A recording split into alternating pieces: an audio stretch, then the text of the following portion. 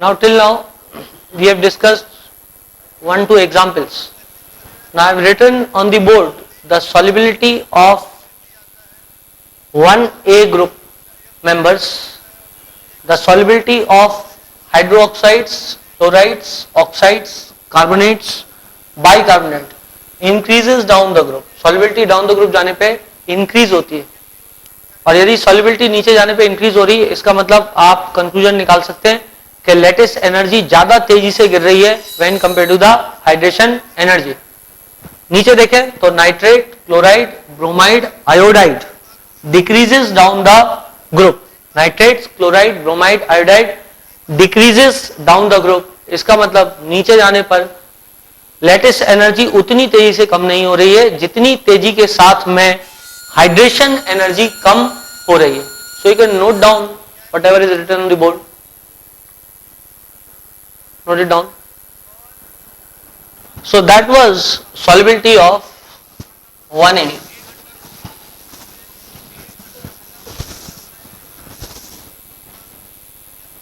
Now solubility of 2A भी बेटा देखोगे तो solubility of 2A में भी आपको ऐसे दिखेगा. 2A की solubility यदि देखोगे तो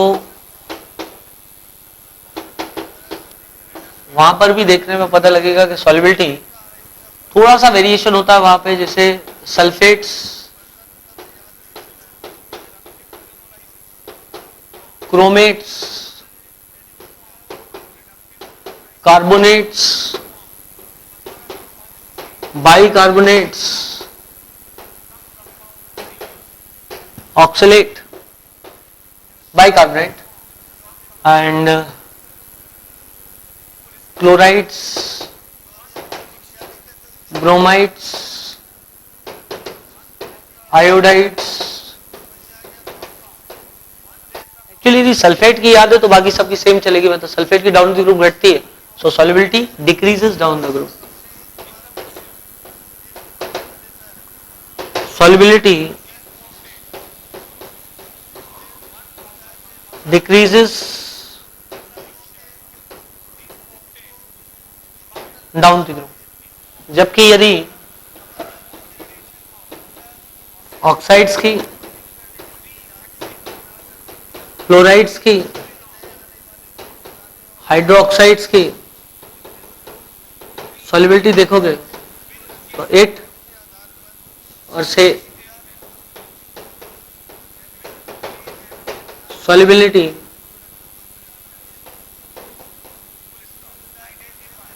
increases down the group.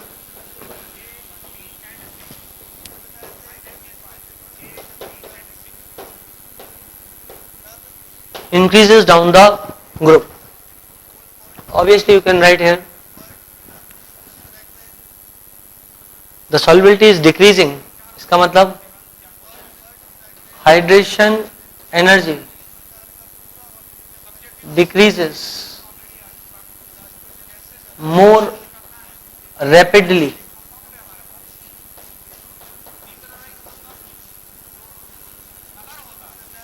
when compared to lattice energy. When compared to lattice energy, hydration energy decreases more rapidly when compared to lattice energy.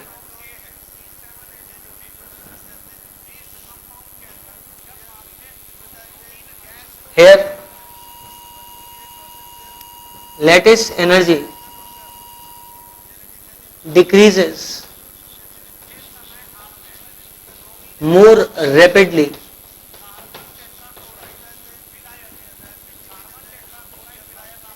when compared to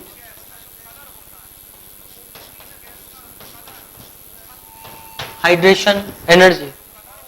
Lattice energy decreases more rapidly when compared to hydration energy. Now remember, whenever this solubility we are comparing this in a polar solvent like water. because solubility will be different, can be different in different kind of solvents. So we are comparing this solubility in water.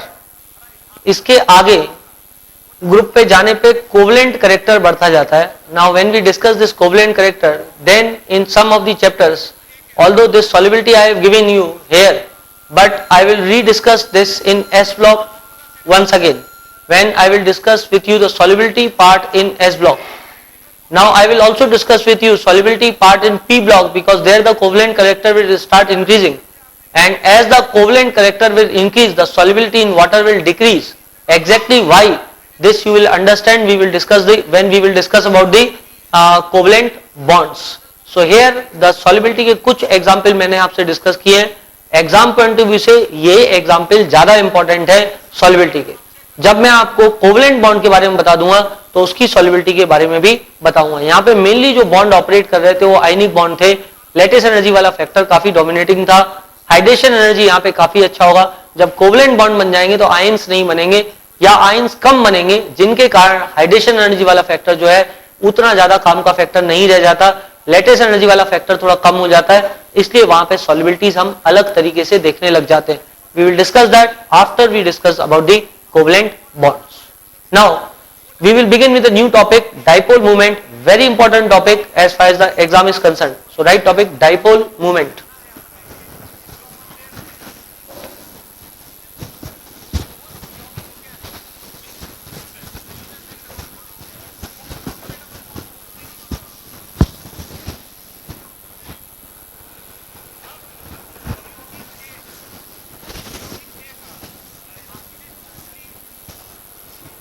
Now,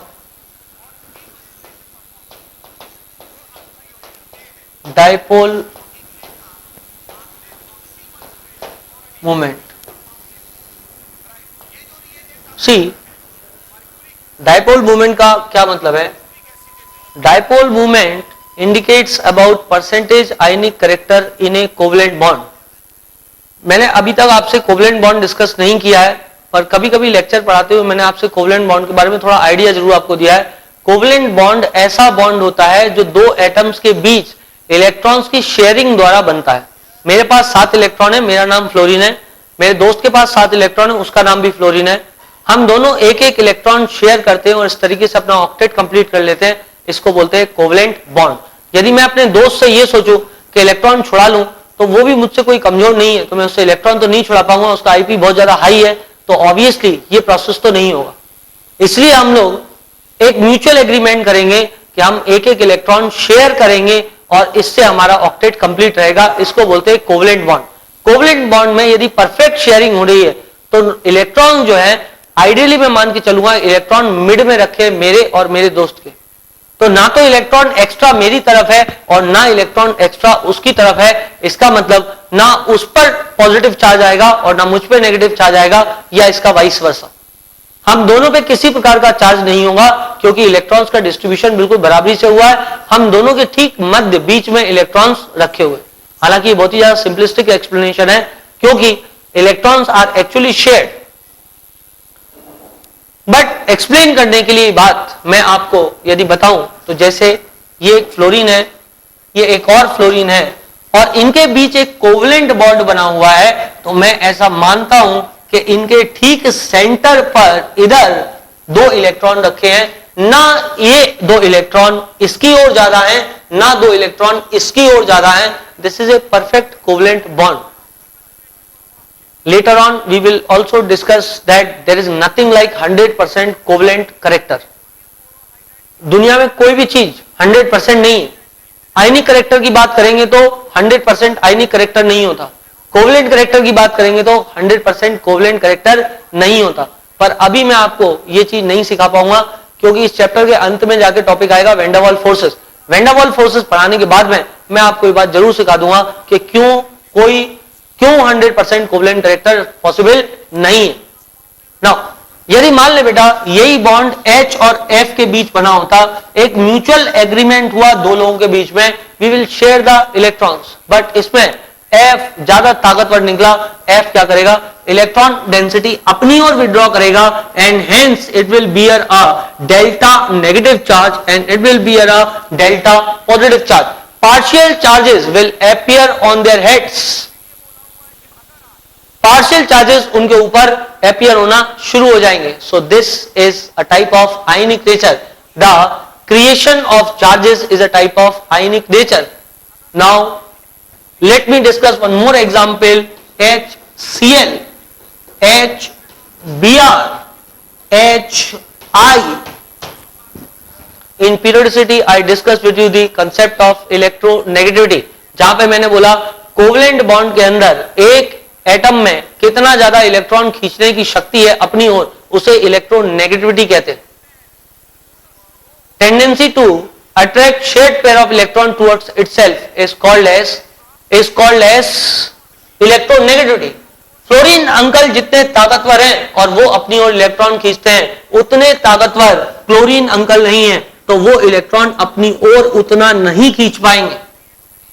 fluorine और ज्यादा कमजोर है, वो और कम electron अपनी ओर खींचेगा, iodine और कम अपनी ओर खींचेगा.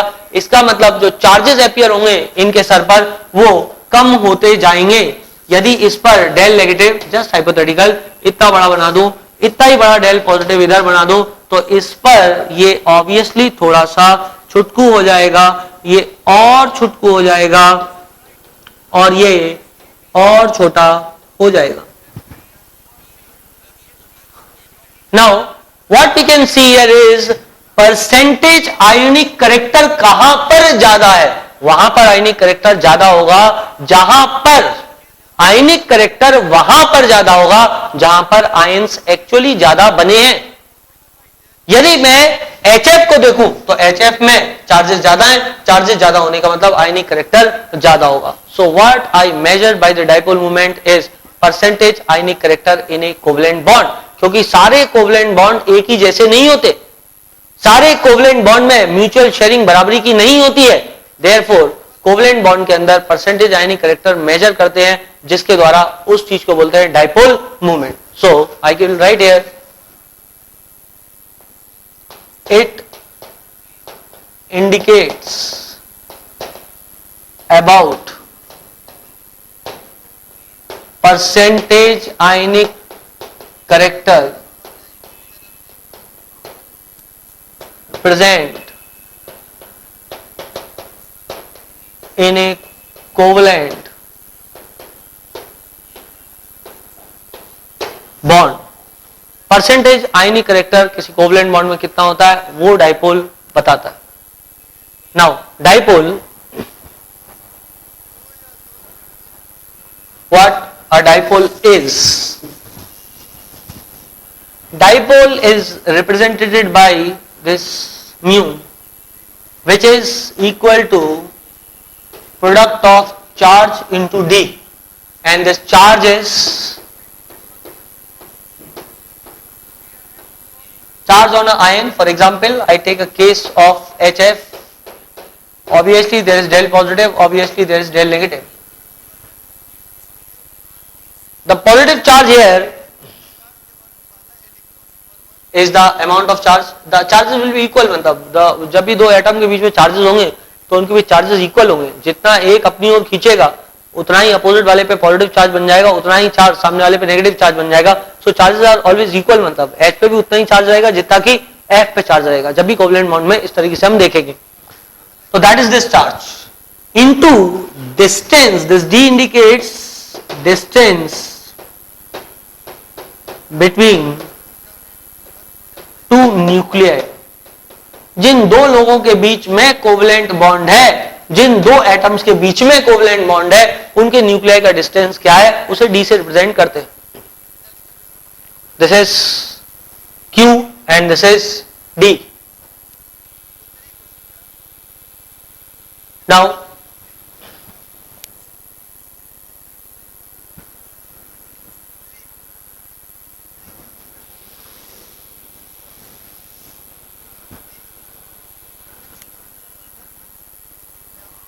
Now here the charges and distance can be taken in different units. For example, if there is a dipole between element X and Y, and the distance between them is given by 1 angstrom. Therefore, the mu will be given by Q into D. I take that in MKS unit. The charges, if it is one positive and it is one negative charge, therefore it becomes 1.6 into 10 to the power minus 19 into D is 1 into 10 to the power minus 10. It will become equal to 1.6 into 10 to the power minus 29 coulombs.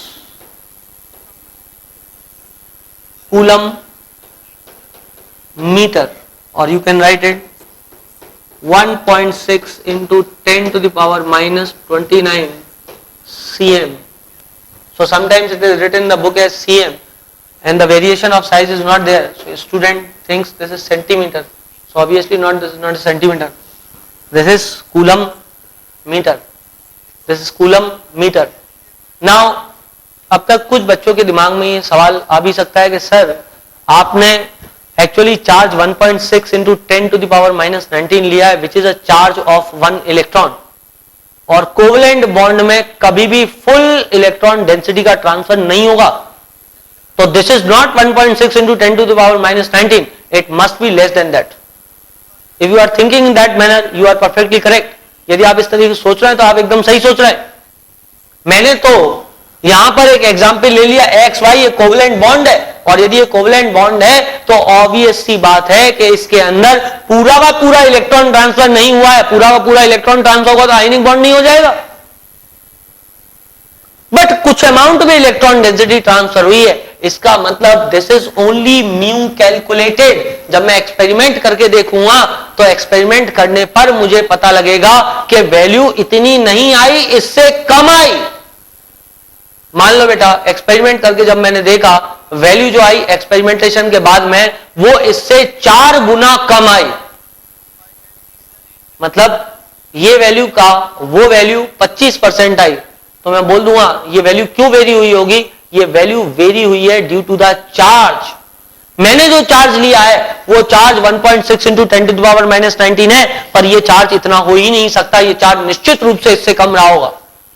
इसका मतलब मैं बोल दूंगा percentage ionic character in the covalent bond was only 25%. Percentage ionic character was only 25%. I will re explain this after I will give you a formula. Before that मैं एक और unit में आपको ये चीज कैलकुलेट करके दिखाता हूं. Now if I take the value in CGS unit, the value of charge in CGS unit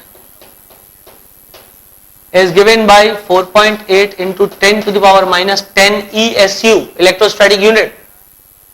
MKS unit में value 1.6 into 10 to the power minus 19 होती है. CGS unit में 1 यूनिट चार्ज की value 4.8 into 10 to the power minus 10 ESU होती है. और यहां पर मैं ले लूंगा 10 to the power minus 8 centimeters because the distance given was 1 angstrom which is equals to 10 to the power minus 10 meters. उसको सेंटीमीटर यूनिट में कन्वर्ट करूंगा तो मेरे को उसको 100 से मल्टीप्लाई करना पड़ेगा and will become 10 to the power minus 8 centimetres. तो ये हो जाएगा 4.8 into 10 to the power minus 18 ESU centimetre. ESU centimeter, it will become equal to 4.8 into 10 to the power minus 18 ESU centimeters. Now, there is one more unit for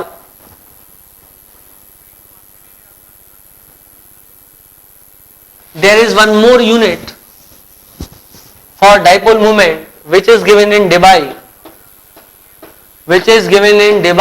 and 1 debye is equals to 1 into 10 to the power minus 18 ESU centimeter. 1 debye is equals to 1 into 10 to the power minus 18 ESU centimeter. This is a calculated value. Therefore, यदि मेरे से किसी ने पूछा कि last सवाल में, ये वाले सवाल में debye में वैल्यू निकाल दीजिए, तो इसका उत्तर क्या हो जाएगा डिबाई में? This will become equal to 4.8 debye. So the value will come out 4.8 debye. ये वैल्यू 4.8 डिबाई आ जाएगी. डिबाई को यदि कोई कंपेयर करने के लिए बोल दे एमकेएस यूनिट से, तो आप वो भी कंपेयर कर सकते हो. देखो 4.8 डिबाई इज इक्वल टू, मैंने वो मिटा दिया actually, that was 1.6 into 10 to the power minus 19 coulomb metres. बेटा आंसर तो वही है, सवाल तो वही है, दो यूनिट में अलग अलग आंसर है. तो यदि मैं डिबाई को और एमकेएस यूनिट को कंपेयर करना चाह रहा हूं कूलम मीटर में, तो मैं ये लिख सकता हूं 4.8 debye is equals to 1.6 into 10 to the power minus 29 coulomb meter. Therefore, 1 debye is equal to 1.6 divided by 4.8 into 10 to the power minus 29 coulomb meters, which is equals to 1 by 3 into 10 to the power minus 29 coulomb meter, which will come around 3.33 into 10 to the power minus 30 coulomb metre. Divide करने में 0.33 आएगा, तो इसलिए मैंने यहाँ पर 10 से multiply कर दिया और इसको एक बढ़ा दिया, -30 कर दिया. तो ये वैल्यू आ जाएगी यहाँ पर 3.33 into 10 to the power minus 30 coulomb metre.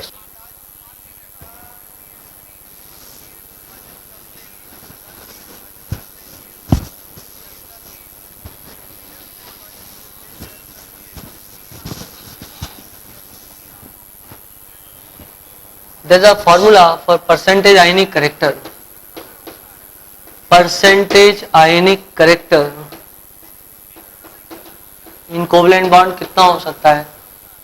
See, there is one calculated value. जैसी अभी हमने निकाली थी कैलकुलेट करके, charge 1.6 into 10 to the power minus 19 मान लिया था. Upon observed value और experimental value into 100 into 100, यदि ये कर दूंगा तो it will come out to be percentage ionic character. मेरे को पता लग जाएगा. किसी ने सवाल दे दिया क्वेश्चन क्या ये mu observed is equals to 1.2 divide and d is equals to 1 into 10 to the power minus 8 centimeters. Calculate percentage ionic character. Calculate percentage ionic character. बेटा यदि आप इस सवाल को देखें तो डिस्टेंस तो मैंने वापस से आपको वही दिया है जो लास्ट टाइम समझाते हुए दिया था. इसका मतलब ऑब्वियसली जब इसका आप डाइपोल मोमेंट कैलकुलेट करोगे तो आएगा 4.8 डिवाइड. जो अभी थोड़ी देर पहले कैलकुलेशन बताया बिल्कुल सेम कैलकुलेशन है, क्योंकि डिस्टेंस वही दिया है. तो डिस्टेंस वही दिया यदि मैंने आपको कितना 1 into 10 to the power minus 19, तो आप इसका म्यू यदि निकालोगे सीजीएस यूनिट में तो वो आ जाएगा 1 यूनिट का चार्ज ले लो 4.8 into 10 to the power minus 10 into 10 to the power minus 8, तो ये हो जाएगा बराबर 4.8 into 10 to the power minus 18 ESU centimetre. अब इसको यदि मैं डिवाई के रिस्पेक्ट में रखूं तो क्योंकि since 1 divide is equals to 1 into 10 to the power minus 18 ESU centimeter, therefore answer will come 4.8 divide. Now mu observed is 1 percentage ionic character निकालना है. परसेंटेज आयनिक करेक्टर बराबर mu observed upon calculated that is 4.8 into 100. इससे इसको काट दो, 4 बार cut जाएगा और इससे इसको काट दो, 25 बार कट जाएगा, so it will be 25%. 1.2 divided by 4.8, 12 चौक 48, 12 4 जो 48, 4 से 100 को मल्टीप्लाई कर डिवाइड कर दो 20, 100 को 4 से डिवाइड कर दो, it will come 25. Now so the percentage ionic character is 25.